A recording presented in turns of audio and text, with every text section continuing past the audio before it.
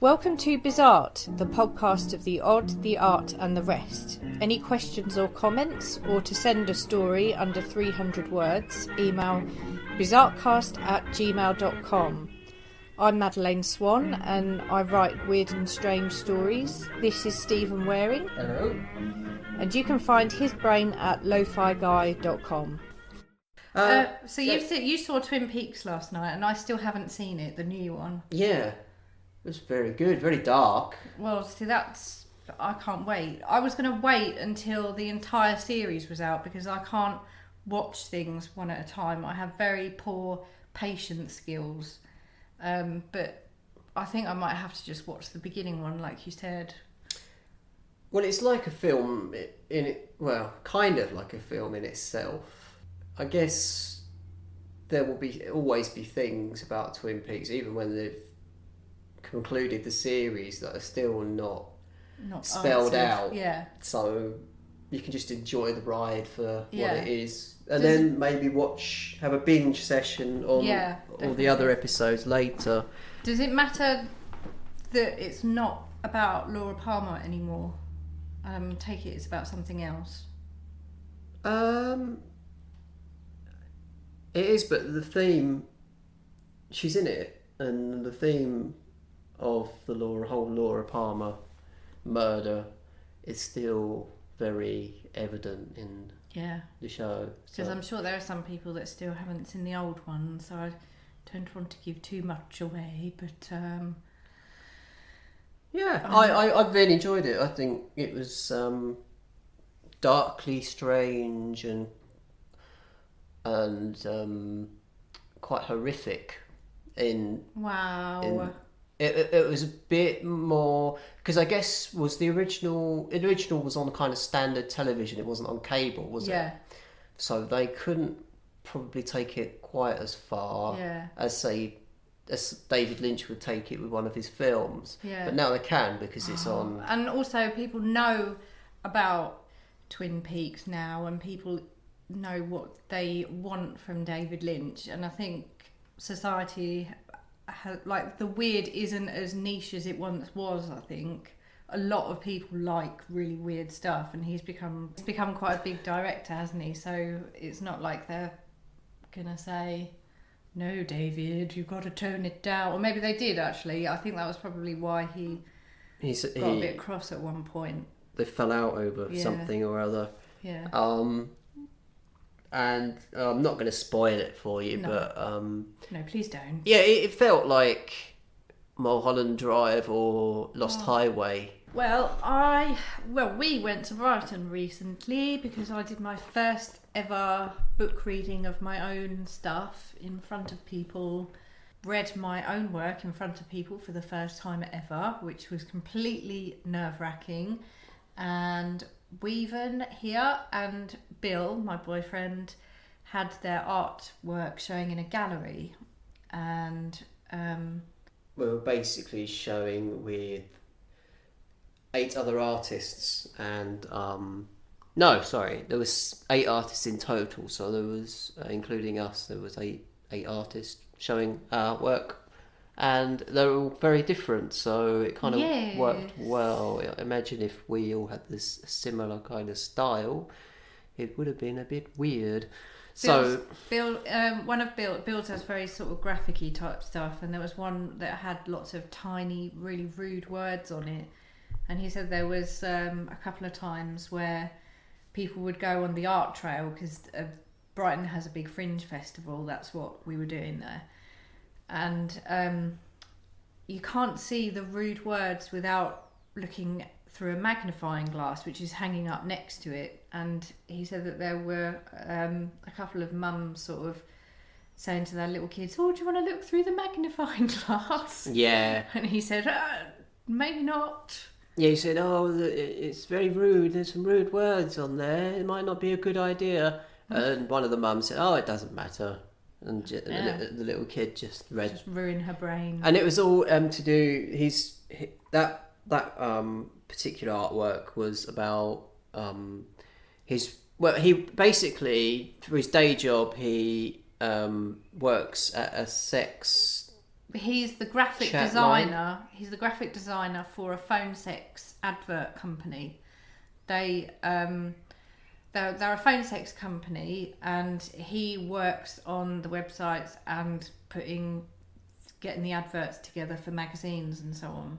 Yeah. And newspapers. So it was kind of to do with what he does for a living. And I've noticed I've slowed down ever since we've had a break. I've slowed down. I need to speed up my flow. Drink your coffee. Drink my tea. Caffeine. That's got no milk in it. That's just. And it's got no caffeine in it either. It's got no caffeine. What was the point? I know it tastes like mud, basically. So it tastes maybe all tea tastes like caffeine. mud. Yeah. No. All black tea tastes like mud, but you don't notice the mud because you're getting the caffeine hit.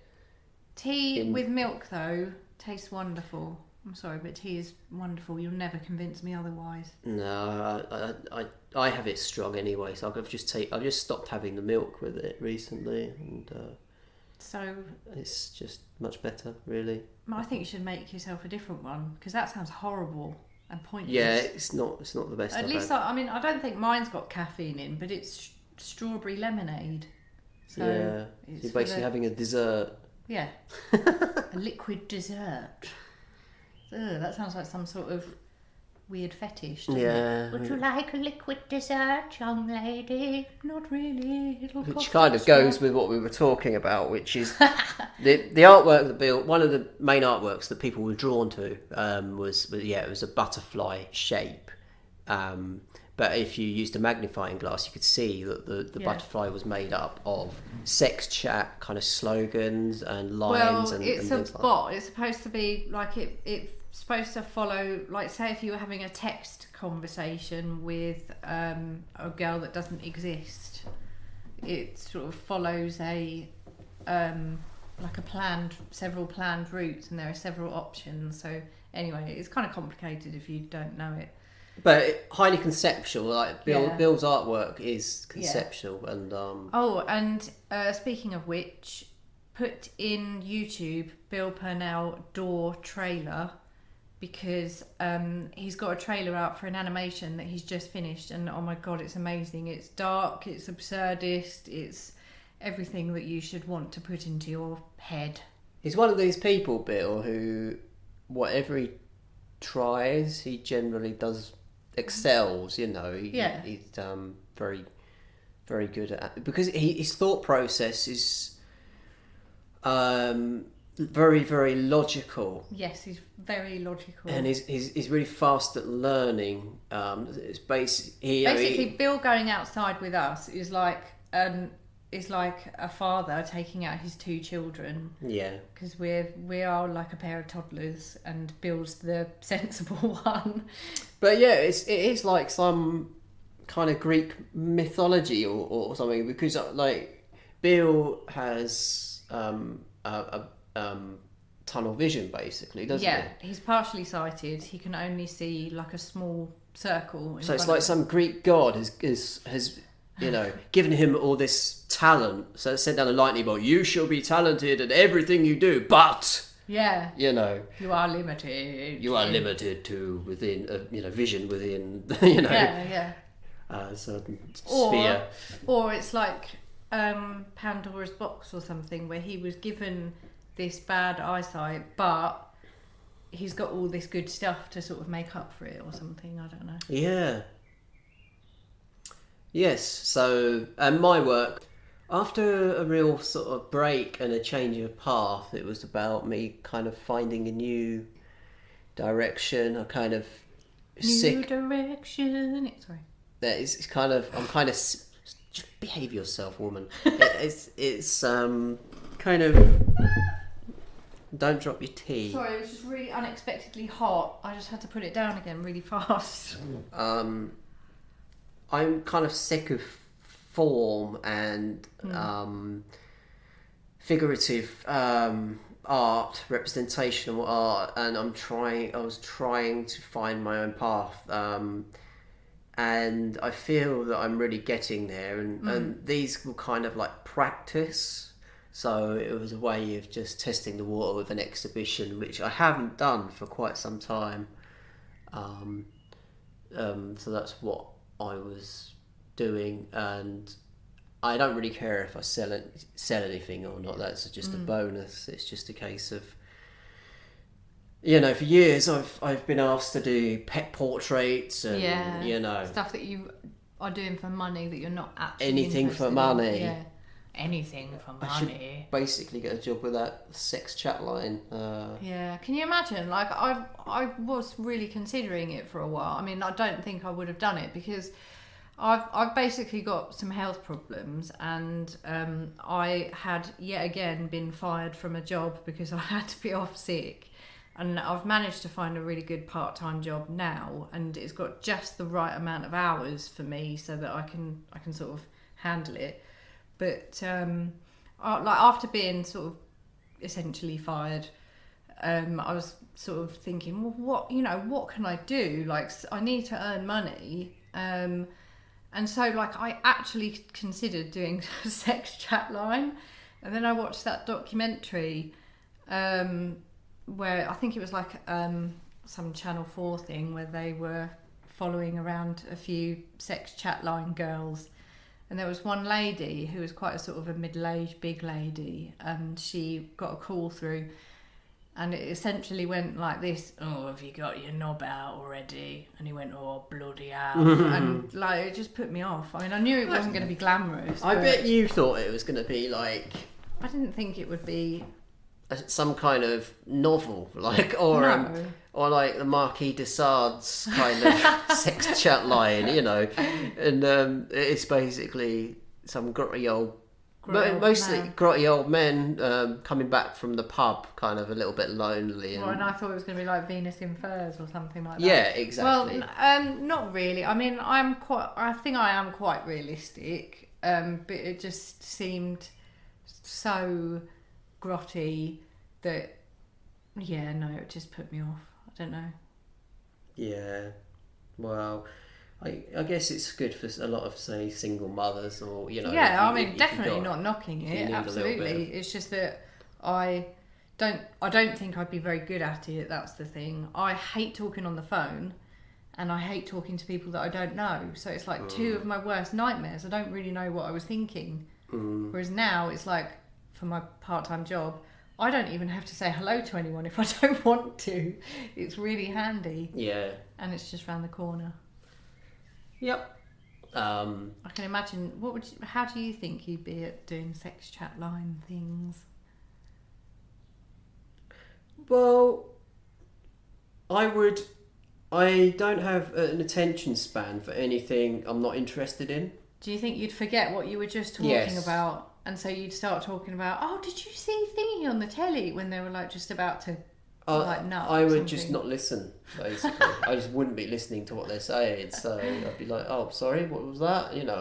Tell me what you're wearing. Oh, I think I left my tea in the other room. Yeah, exactly. It's like I'm always trying to create some socialist kind of utopia in my head of the way the world should be, and like I'm kind of like there's all this kind of like computer analysis going on in my head, and yet there'll be some grotty old man on the phone going, oh, I'd like to feel your butt cheeks, and I'll be like, sorry, what did you say there?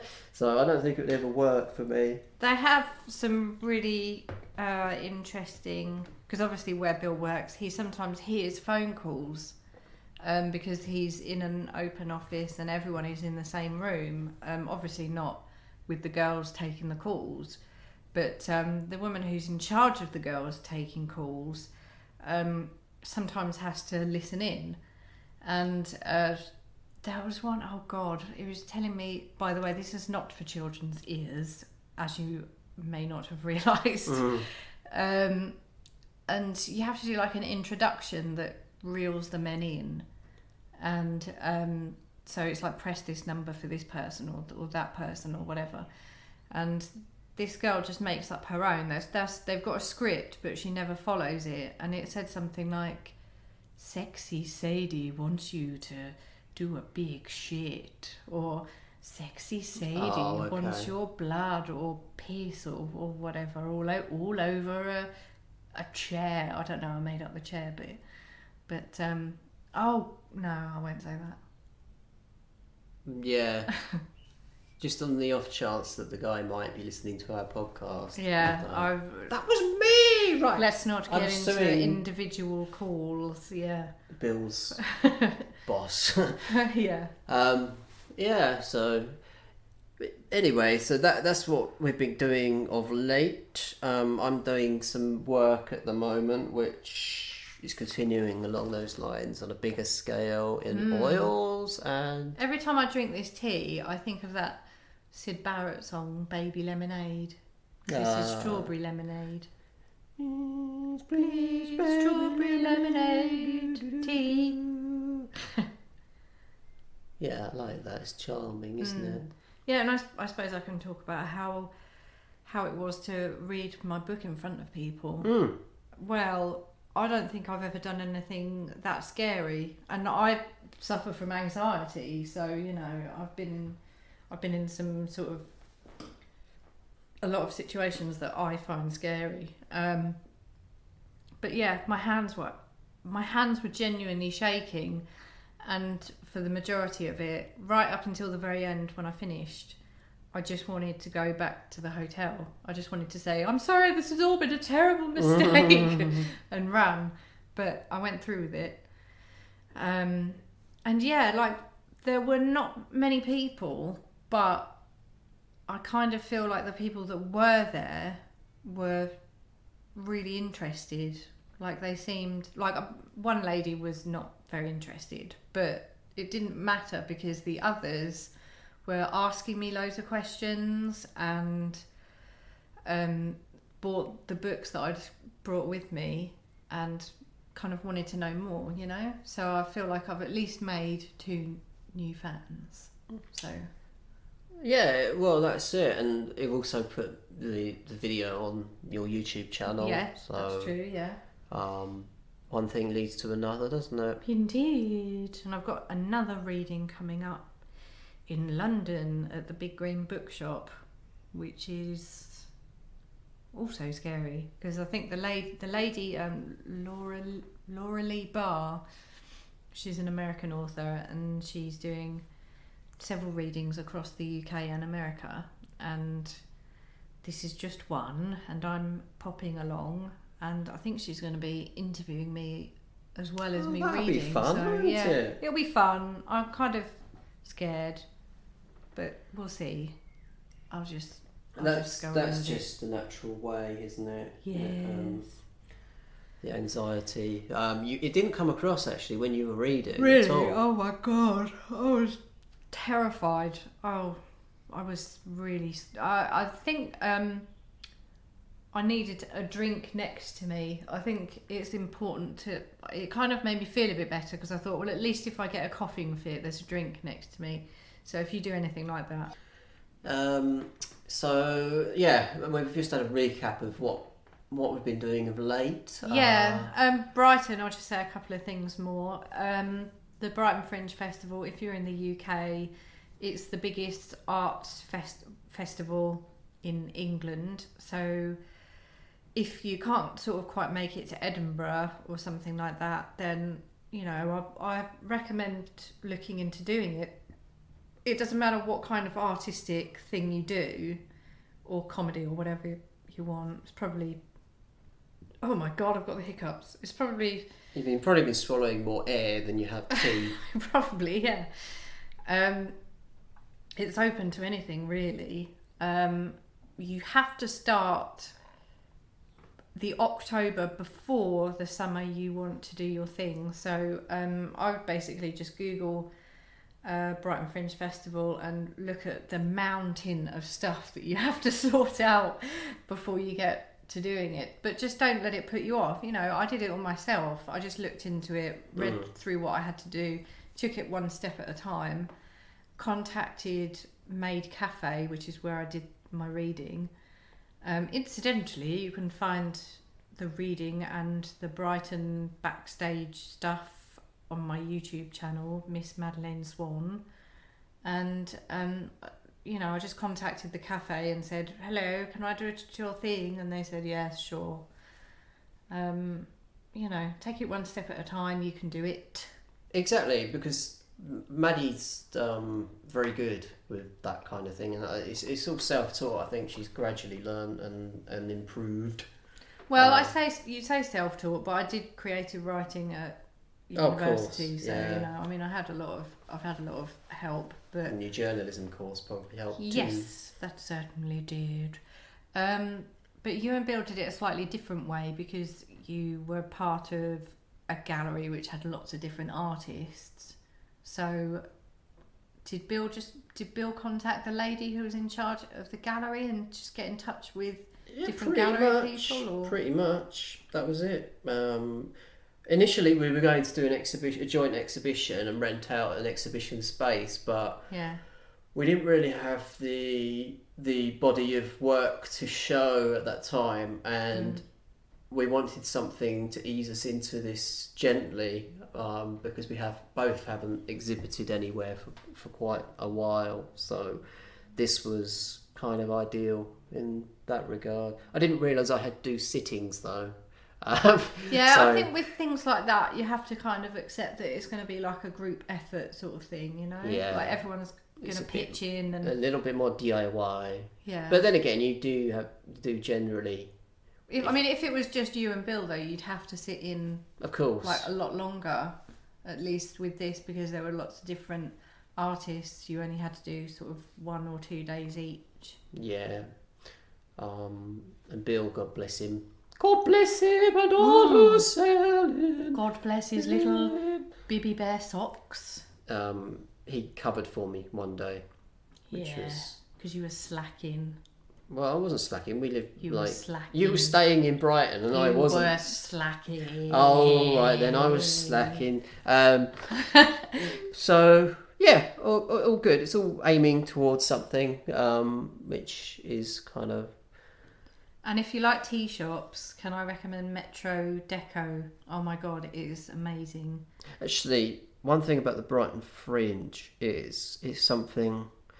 It's like a little snowball at the moment, and it's gradually getting bigger and bigger and bigger. And I do feel that it's going to get massive, like the Edinburgh Fringe. Yeah, I think it's probably fairly big now, but I think it is probably going to get even bigger. There's quite a few people, but I see what you mean. It can probably end up getting a lot bigger. I think it will get like internationally huge. Yeah.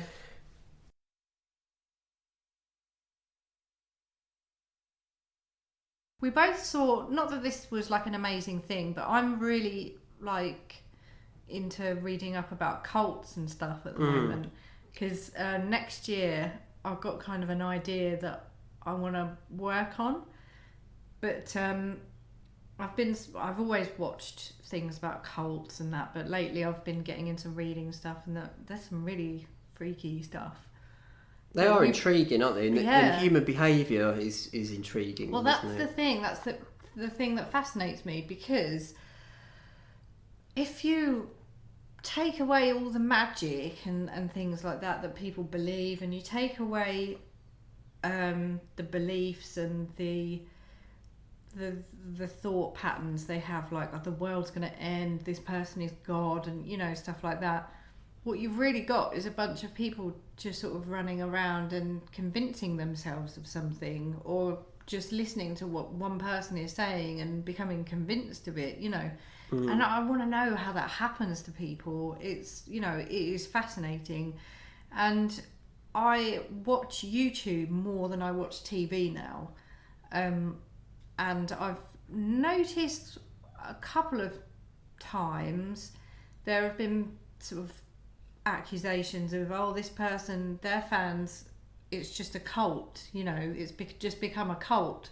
And I've been sort of really curious as to, like, is that actually possible to become a cult purely from watching someone's videos?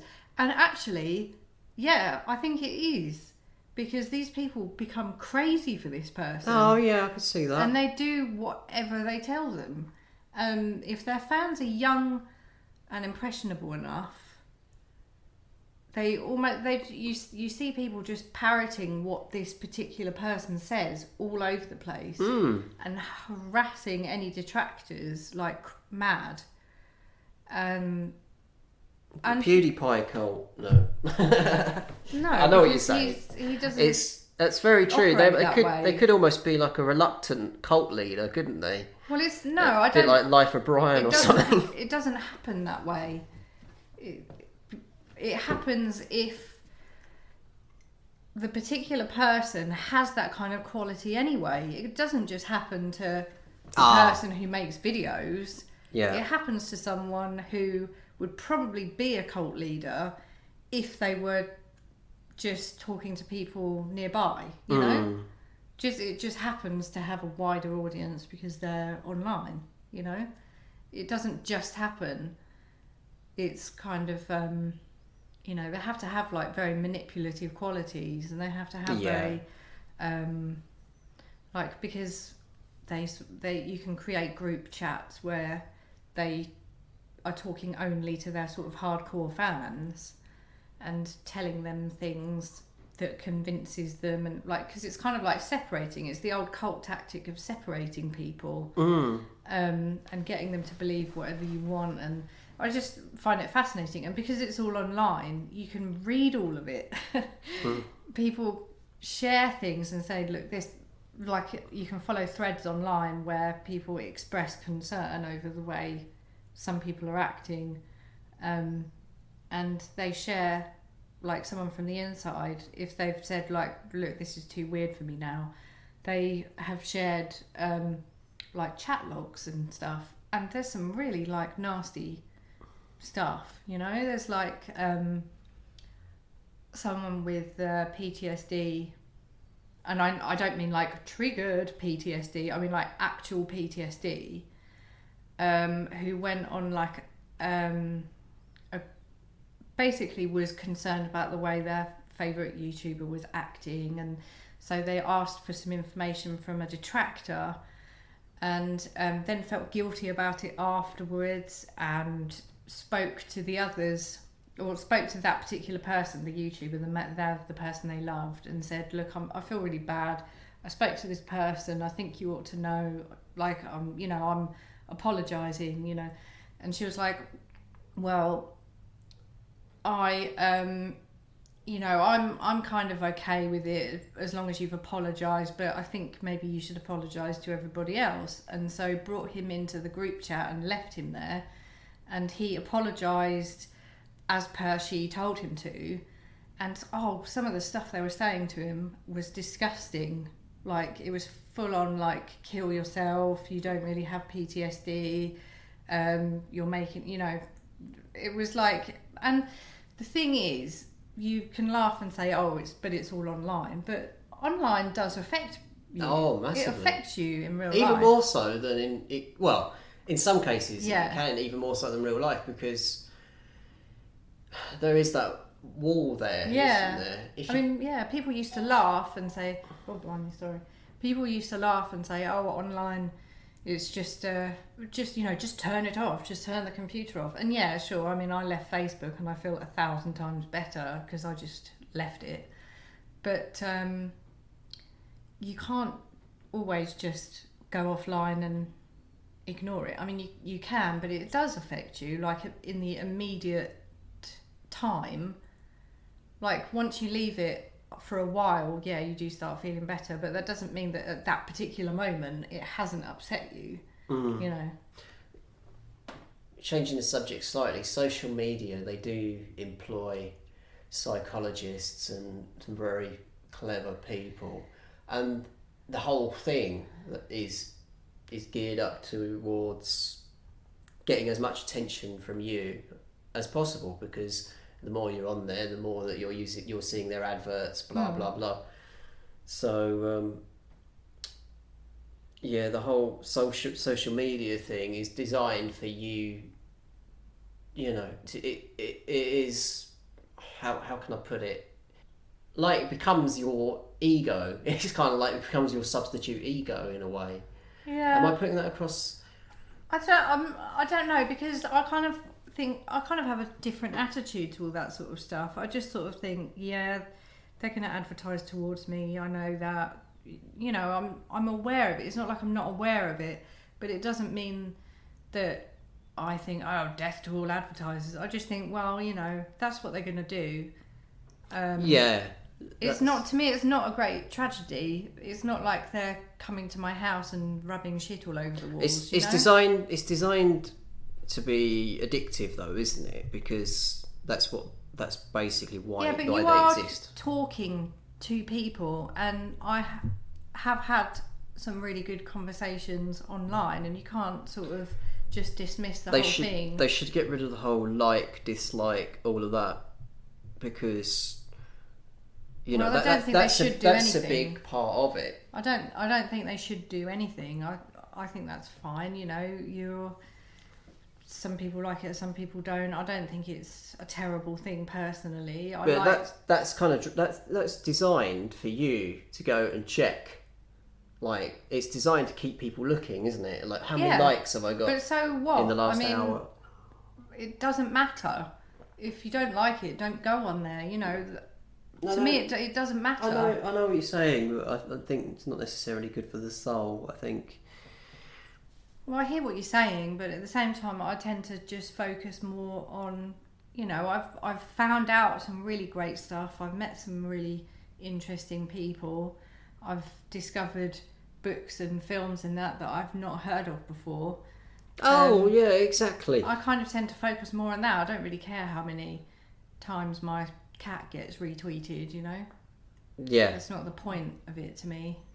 No, but for many, many people, that's the whole point. The reason I left Facebook is because everyone was arguing, and that's fine. That's what they want to do. That's what they feel they have to do. But I personally couldn't take it because I have terrible anxiety, and I found it was overwhelmingly negative. So I just left. And Twitter and YouTube and that is a bit more of a void. Like, you don't have such close-knit groups, and I feel like because Facebook is it feels like it's more close-knit, and so everyone's like up your arse all the time. Do you know what I mean? Like, that can be really good if it's mostly positive, but it kind of, since the election, it was just very, very negative, and so I left. Yeah, there's a lot of kind of scratchy backy kind of thing, isn't there? Well, if I like this person's thing, then they'll like mine, and you see things in like a really diseased way. I don't see things that way. You know, I do read books that I don't. People I know it's not what I'm saying. I do read books that are my peers, and I hope that some of them will read mine, but I don't talk about books that I didn't enjoy. So I just, like, I don't lie. I only talk about books that I've enjoyed, because I personally don't like leaving bad reviews. I know that it's okay for some people, but I've personally, for my own sanity, can't do it. I just don't talk about them. So, but I'm not like going to go, oh, I'm only going to like that because that person could like mine, and that person's got to like mine, otherwise I will never speak to them again. Just like take a step back and say, well, if they read it, fine. If not, you know, well, that's the right attitude. But I feel that many people don't take part in it for the right reasons. Well, what are the right reasons? You know, I mean, you can't sort of dictate what people should and shouldn't do. People are going to operate how they operate, but I just know how I operate, and that's good for me, you know. I just think there's no point in seeing this amazing platform, the internet, as such potential for nastiness, because there's so much good, you know. Oh yeah. But that doesn't mean that I'm not interested in the negative, but I don't feel that has to invade my space. It's just not that, I just don't look at it in the same way. I think you said it there. Let's invade my space. Yeah. Poor old MySpace. What happened there? Yeah. I used to really like it, actually. I liked MySpace, actually, because it is better than Facebook. It's a bit of a shame, really. It was more about music tastes and that, but it was Yeah. just like networking with people. I felt like it was more geared to sort of artistic stuff, definitely. Yeah. I used to show off on there, put all my favourite, Yeah. edit the HTML code and put all my own. Yeah, you can link, trailers and whatever there, and Yeah, it's sort of, things. as soon as Facebook took off, it kind of just killed it, didn't yeah, it? it did. Yeah. Well, I think we may have to end it there because I really need to go to the toilet because I've had 2 massive cups of tea. And I'm going to go and read War and Peace in 3 minutes. Yes. Speed of reading. course. Yes. Okay. Like Data from Star Trek. Yeah. faster. Oh, I knew you had to bring Star You've Trek. got to bring Star into Trek it into every somehow. conversation. It's a philosophical. Are you going to mention Star Trek? It's in a philosophical every episode? utopian. Oh God. It's kind of. not going to happen. That's how the future should be. Yes, that's but where it's we should not be how going. it is going to we be. should be. You we have should, to accept. We should eradicate hunger and oh my want God, and, turn it off. I can't bear it. and kill capitalism. I can't and, hear this nonsense. Just turn off this rubbish. and investigate space together. Shut the hell up. As democratic Oh God, it's such balls. space balls. Let's all just sit around and cuddle and talk to the dolphins up our noses. Why not, hey? 'Cause Be it's- the change you want to make in the world. Because people are people. And Speed just read shut War the and hell Peace up. in, what did I say, 2 minutes? Oh. Oh. Right, bye. Bye. You have been listening to Bizart, a podcast of the odd, the art, and the rest. Any questions or comments, email bizartcast@gmail.com. We'd love to hear from you.